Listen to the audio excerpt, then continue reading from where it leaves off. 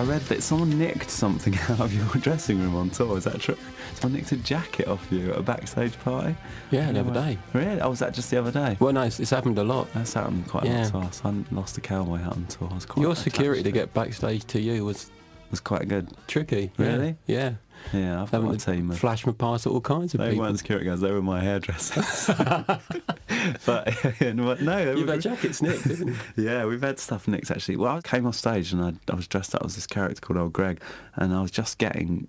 So I was in pants, but I still had a red and green face and a big wig on, and that was all. And all of a sudden, just like these two girls and a boy just came bursting into my dressing room, and I was just standing there in my pants, about to get in the shower, and they just stood there, and they got in. I was imagining how difficult it had been, like, you know, Mission Impossible task, and then when they got there, they just went, and no one knew what to say, and we just stood there, and I went, oh yeah, and they went, and they just went out. It's like they lost their nerve right at the last. I was just thinking, how long did it take you to get in it?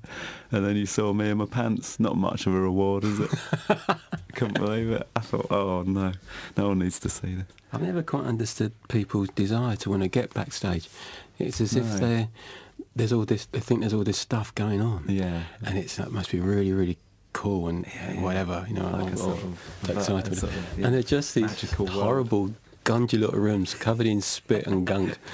You know, 1,000 bands been in there. Yeah, yes, just horrible places. Really horrible. Even some really, really big venues, you've got thousands of people, and the dressing rooms are like little pigsties. And the sofa I wouldn't want like, my mum here, let alone. Why do you want to be there? It's horrible. You know how old they are as well, the dressing rooms, because the sofas are from like 1852. You sit down and all of a sudden everyone starts scratching, and you're going, I think there's fleas in that sofa. And then so the carpet's like this thick, and you just go, imagine how filthy they are. They're horrible little rooms, aren't they? Yeah. I got backstage at a Queen gig many years ago. Oh, really? Yeah, that wasn't such a cool thing because they just invited everyone in. Oh, really? So I didn't have to sneak through doors and go on Mission Impossible with it. No, just a roadie. Yeah, a big queue of people and just everyone come in and we'll sign all your stuff. So I thought, all right then. So it wasn't quite the same accomplishment. Yeah. Oh, really? Yeah. Was he nice? Yeah, it's lovely. Really lovely. I met him many times actually. He's got a lot of energy. I always thought he looks like he'd be a right laugh. Really nice, sort of. So you can just tell some people, can't you, on stage? You know they're going to be nice. There are people that are born to it, aren't they? Yeah, and they seem to be at their most alive when they're... They've just got a personality. If you're going to do anything, you're going to be in a rock band. You'd be really disappointed if you saw him and he was kind of solitary, sitting in the corner writing poetry. You'd be annoyed, wouldn't you? Not quite what you wanted. You want him to be... But he wasn't. He was always full on brilliant. I didn't know. I think he was my best mate, nothing like that. I only knew him very vaguely to say hello to when you turned up at places and he was there. Yeah. But he was always really nice. One of the very few people when I first got successful that was genuinely nice to me from the beginning, because there's a few that aren't. It's interesting that, isn't it, when you start getting... a burger once, didn't you, in Tokyo? Oh, yeah. He did, yeah. I got into Japan to supposedly hang out with that band Japan, who were supposedly my mates, who turned out to just be toe rags completely and abandoned me in the middle of Tokyo on my own. Really? Yeah, they run off. They actually run out of another door of a hotel to leave me behind. I meant to be going on stage with them. They left me behind on purpose, yeah. Japan? Yeah. Who was the singer of Japan? Sylvian. Oh, yeah, David Sylvian. I don't know who was involved in it. Anyway, so now I'm in Japan, in Tokyo, and I'm wondering about... I noticed Queen were on, so I thought, I met Roger Taylor once on that Round Table programme. Oh, yeah. So I knew someone. Yeah. So I'll go there, but I didn't know what to do, so I just bought a ticket. Yeah. And when I sat in the audience, I didn't know what to do next. Anyway, somebody eventually sees me and they say, you better not stay here. You come around the back and say hello. So I trot around the back and... we stay with them, and then that night they're going out to their after show party, and they took me with them, and they go to some Japanese fishy restaurant type thing. And I hate all that sushi. So I couldn't eat anything, and Freddie says, don't you not like it? I said, no, I'm really sorry, I don't want to put anyone out, but I don't like it. I'll just sit here and chat. I'm just happy to be here. And he said, no, I can't be having that. So he sent his limo off up to a local McDonald's, gets me a McDonald's and brings it back, and then bungs the restaurant owner a bit of money to let me eat my McDonald's in his restaurant. Really? Yeah, I thought, how lovely is that? Oh, that's beautiful. Top man, Freddie Mercury, I loved him. Oh, Freddie. Okay, not in that way.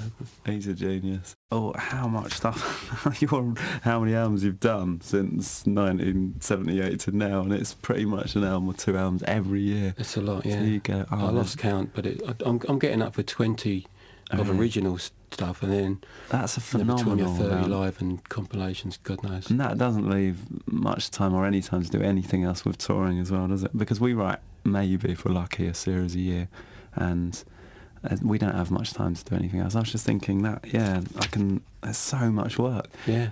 Did it go quickly though? When you think back to that one in 1981 or 1978, do you just think, it doesn't feel that long ago? Cause doesn't, does it? No, because we did our first show in 1998, and together, me and June, and that feels like 2 years ago. People go, that was nearly 10 years ago, and we go, get lost. I'm still 17, shut up. Because you don't really, it seems like different, no, you don't change at all, especially if you keep working.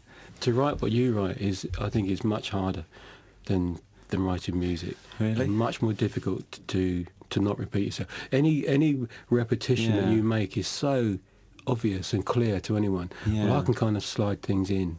Yeah, and slowly evolve. Certain sounds, use them again. And do you sometimes do things just to mix it up for yourself when you're writing? You just think, I just want to try something different for me, because at times it's difficult to get away with it though, because an album needs to be, for me anyway, needs to be a body of work. Yeah. And I think that those songs need to sound as if they belong to that album. And definitely not the one before, not the one after it. Yeah. So it's all very well going off at a tangent, but very rarely that you can actually use it. Yeah. They're more just interesting things to do, to see what you come up with, but you can't actually use them in that album. Yeah. And so do you save stuff sometimes and think, I'll use that on something else? Yeah, didn't used to. I used to just, anything that wasn't what I wanted for the album, I would just throw it away. It's my wife really that stopped me from doing that. So now I've got big shelves of songs that weren't actually good enough. It's probably easier to get rid of and write something new than it is to keep labouring on something that's not quite. I think that the thing that I envy a little bit with other people that don't work alone, like you work with someone. Yeah. So if you're having a bad day, you don't really get too down in the dumps about it, because someone else is there to pick you up and say, actually, that idea was pretty good. Yeah. We just need to work on it, or whatever. Or there's someone else to be chipping in ideas when you're not. So as a team, you're constantly moving forward. Yeah. When you work on your own, you don't have that. Yeah. And it's very easy to get into a downward spiral. Yeah. You have a bad day, so you worry a bit more when you go in the second day. You have 2 bad days in a row, and now you're starting to go down, and your confidence starts to slide, and now nothing seems good enough.